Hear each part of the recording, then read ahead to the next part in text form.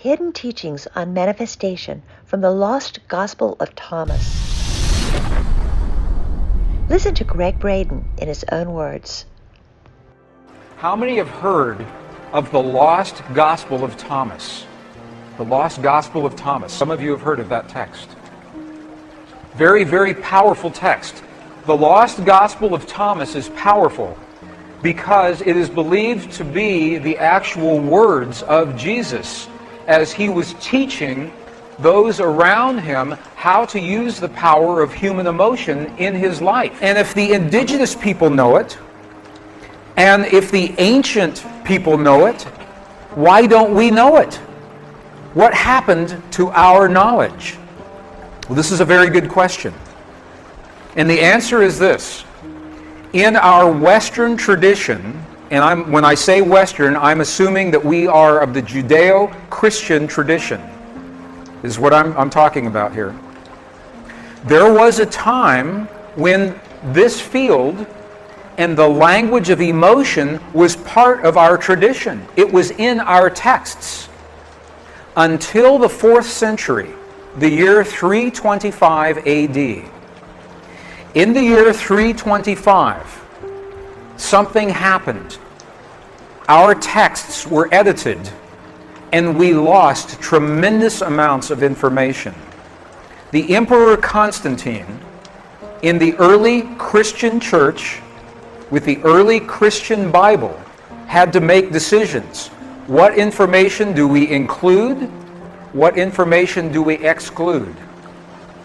And what we know now is that at least 45 books were either completely taken away or tremendously edited into what we call today our Western biblical tradition. And when those edits were made, we lost the information that tells us everything is connected. We lost the information that tells us the language that speaks to this field.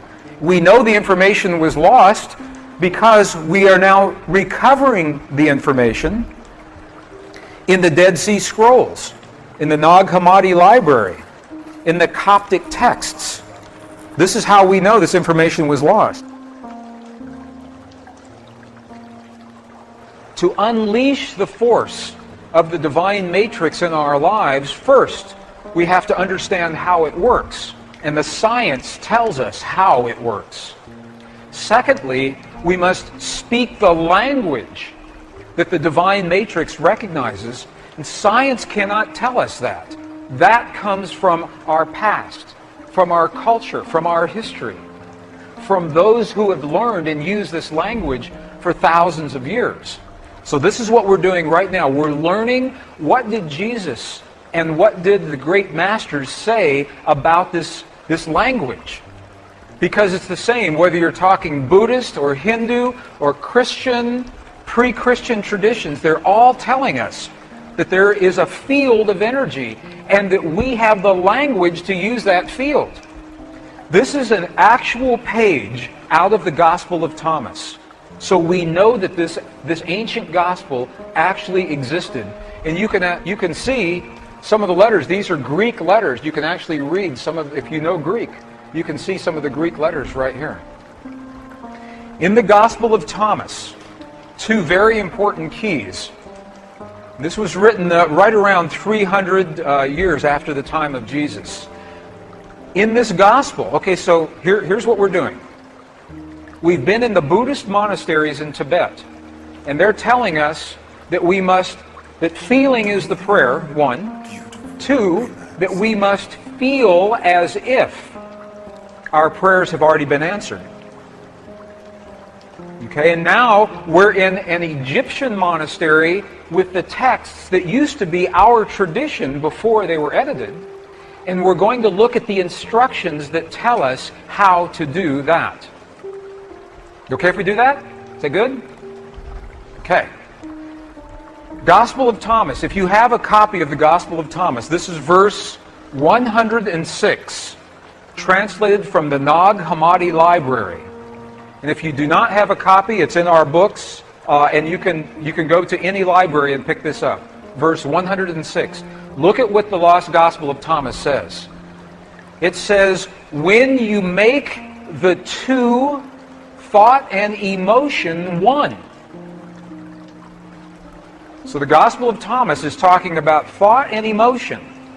It's saying when you make your thought and your emotion one, look at what happens. You will say to the mountain, mountain, move away, and the mountain will move away. Saying that when you can marry your thought and your emotion into one single potent force, that is when you have the power to speak to the world. Secondly, when you make the two one, what are they talking about? What are the two? Let's go back to our image. The two, thought and emotion. When the two become one in our hearts, we create the feelings in our bodies. When thought and emotion become one, and you'll see how to do that in just a minute. Let's go back to the Gospel of Thomas, another verse. Now this is verse 48. It says almost the same thing. This was so important that it was recorded at least 3 different times in the same Gospel. Look at what this says. If the two make peace with each other in this one house. When Jesus is talking about the house or the temple, what is he talking about? What is he talking about? Precisely you. You are the house. You are the temple. If the two make peace with each other in this house, if thought and emotion become one, if they make peace with each other in this house, look what happens. They will say to the mountain, move away, and it will move away. He's telling us again, in a completely different verse, how powerful it is to marry thought and emotion. But they still haven't told us how. How do you do this? That's the next piece. In the early Christian Bible, your Bible today, there is a passage. How many have heard, ask and ye shall receive? Have you heard that before? Ask and ye shall receive. Have you heard that? I know people that ask and ask and ask and nothing happens. Because the asking is not done with the voice. The asking is not done, please, please, bring this to my world. That's not asking. To ask, we must speak to the field, to the divine matrix, in the language that the field recognizes.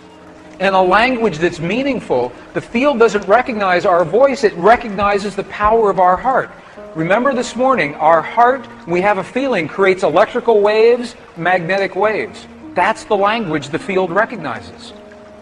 So when you create the feeling in your heart as if your prayer is already answered, that creates the electrical and the magnetic waves that bring that answer to you.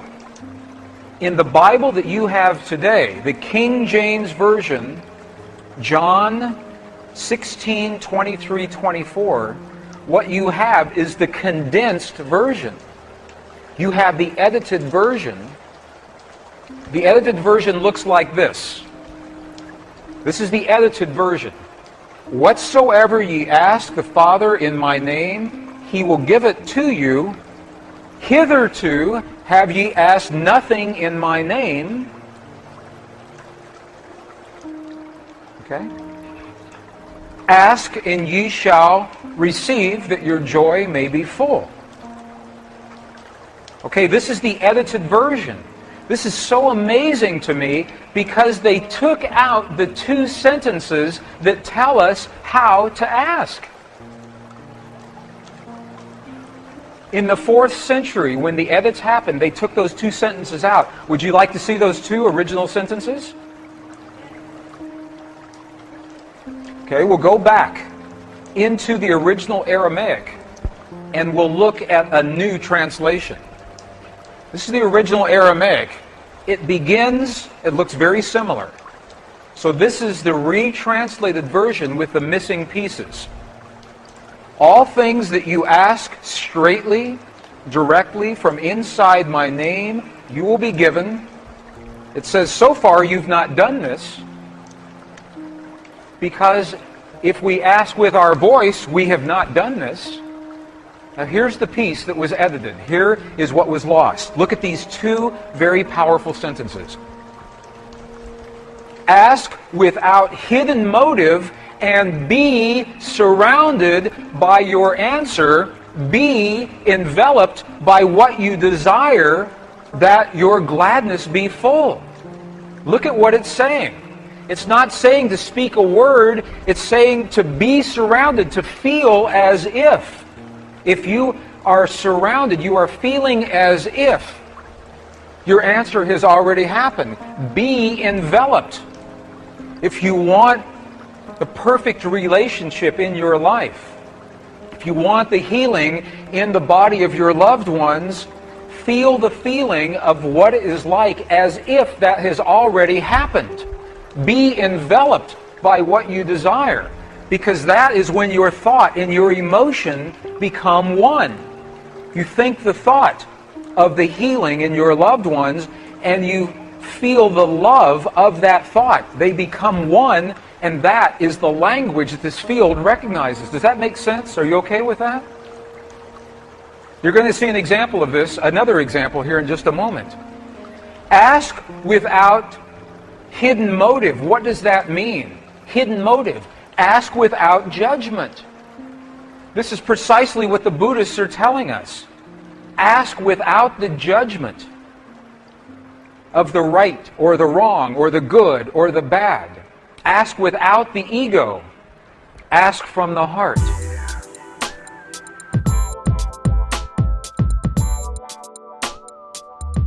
That's the video for today. Thanks for tuning in. Peace, love, and light.